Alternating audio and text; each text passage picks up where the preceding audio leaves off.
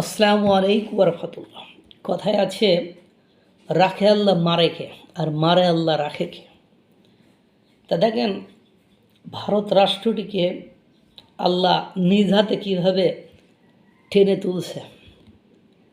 বিশ্ব আজ যেখানে যুদ্ধ, বিগ্রহ, সহিংসতা, দেশীয় বিদ্রোহী গোষ্ঠীতে নাজেহাল, একজন আরেকজনের উপর ঝাঁপিয়ে পড়ছে, একজন আরেকজনের উপর অস্ত্র চালাচ্ছে, তার সাধারণ জনগণকে নির্বিচারে গুলি করে হত্যা করছে, ক্ষমতার লোভে, ক্ষমতার মোহে, কাউকে যে পরকালের কথা না ভেবে মায়ের বুক বাপের কষ্টে বড় করা সন্তানকে শেষ করে দিচ্ছে, স্ত্রীকে বিধবা বানাচ্ছে, সন্তানকে এতিম বানাচ্ছে।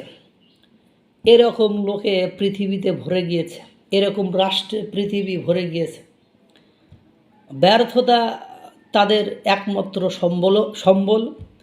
তারা দেখেন বিশ্বের বুকে সুনাম, সম্ভ্রম, প্রতিপত্তি সব কিছু হারিয়ে দিন দিন দেউলিয়াত্ব অর্জন করছে। কিন্তু ভারত, আপনি দেখেন কত সুন্দর করে অস্ত্র বিক্রি করছে, যে অন্য দেশ ডিফেন্স প্রতিরক্ষা খাতে যে অস্ত্র কেনে, সেই প্রতিরক্ষা খাতের অস্ত্র তারা এগিয়ে যাচ্ছে, আইটি সেক্টরে এগিয়ে যাচ্ছে। বিশ্বের বড় বড় যে জায়ান্ট কোম্পানিগুলো রয়েছে, সেগুলো সিইও থেকে শুরু করে বড় বড় বিজ্ঞানী, নাসা বিজ্ঞানী, এ বিজ্ঞানী, সে বিজ্ঞানী, এ গবেষণা, সে গবেষণা, সর্বত্রই ভারতের আপনার মনে করেন সমৃদ্ধি, ভারতের সুনাম। এই কমনওয়েলথ গেম হলো সেখানে এবার ভারত মেডেল অর্জন করে চতুর্থ পজিশন অর্জন করেছে। এই যে মনে করেন বিশ্বকাপ হইলে, ছেলেদের ক্রিকেট বিশ্বকাপ হলো, বিশ্বকাপ জিতে নিল কোন দেশ? ভারত।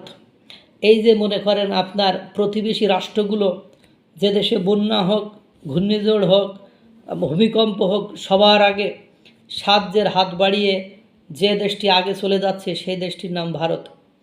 বিশ্বের বড় বড় রাষ্ট্রগুলো, ছোট ছোট রাষ্ট্রগুলো, তাদের সাথে ব্যবসা বাণিজ্যে যে দেশটির নাম সবার আগে জড়িত, তারা হলো ভারত। শ্রীলঙ্কায় বন্যা হলো, সাহায্যের হাত বাড়িয়ে দিল ভারত।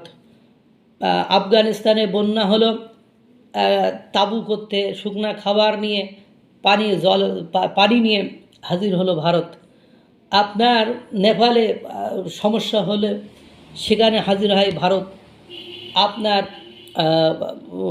মালদ্বীপের অর্থনীতিকে, একেবারে ভেঙে পড়া অর্থনীতিকে আবার ভালো জায়গায় তুলে নিয়ে আসলো ভারত। ভুটানকে একটা সুস্থ শান্তির জায়গাতে পরিণত করেছে ভারত। আপনার চীনের সাথে তার ব্যবসা বাণিজ্য রয়েছে, যদিও সীমান্ত যে উত্তেজনা রয়েছে, কমান বর্ডার থাকলে যে উত্তেজনা থাকে, এই উত্তেজনা থাকা সত্ত্বেও তারা একে অপরকে সাহায্য করে এগিয়ে যাচ্ছে। এই যে দেখেন, ভারতের শত্রুর অভাব নেই, আবার মিত্ররও অভাব নেই। ভারতকে আপনি এত কোণঠাসা করার চেষ্টা করেছেন, কিন্তু ভারত ঠিকই তার নিজস্ব গতিতে, নিজস্ব ধারায়, নিজস্ব ধারাবাহিকতায় এগিয়ে যাচ্ছে। যেখানে ভারতের প্রতিবেশী রাষ্ট্র পাকিস্তান আন্দোলন, বিদ্রোহকে দমন করার লক্ষ্যে গুলি চালায়, সেখানে মানুষের জীবন কেড়ে নেয়। এই যে আজাদ কাশ্মীরের বিদ্রোহীদের দমন করতে, তাদের যৌক্তিক আন্দোলনকে দমন করতে ইতিমধ্যে কতজনকে নির্বিচারে গুলি করে হত্যা করেছে, সেটা আপনারা মিডিয়াতে দেখছেন। অথচ দেখেন, ককরোচ জনতা পার্টি জেনজিদের নিয়ে বিক্ষোভ করে একেবারে সংসদ ভবন পর্যন্ত চলে গেলেন। ভারতের একজন মানুষকেও তারা গুলি করে হত্যা করেনি, কারোর মায়ের বুক কারোর খালি করেনি। এই ভারত আপনার মনে করেন ব্যবসায়িক দিক থেকে, প্রতিরক্ষা চুক্তির দিক থেকে সবাইকে সাহায্য সহযোগিতা করে। যখন ইরান যুদ্ধের ক্ষেত্রে এসে চরম খাদ্য সংকটে, ঔষধ সংকটে, চিকিৎসা সংকটে, পানীয় সংকটে, তখন যে দেশটি এগিয়ে গেছে তার নাম ভারত। এই সাইপ্রাসকে সহায়তা করে।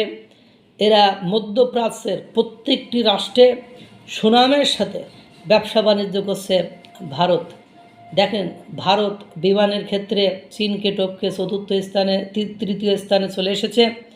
এভাবে প্রত্যেকটি ক্ষেত্রে বিশ্বের অর্থনৈতিক প্রবৃদ্ধির ক্ষেত্রে যেখানে মার্কিন যুক্তরাষ্ট্র যুক্তরাজ্য এরাও নেগেটিভ সাইডে মাইনাস পয়েন্টের দিকে আসছে, সেক্ষেত্রেও ভারত প্লাস পয়েন্ট নিয়ে সামনের দিকে এগিয়ে যাচ্ছে। এর নামই ভারত।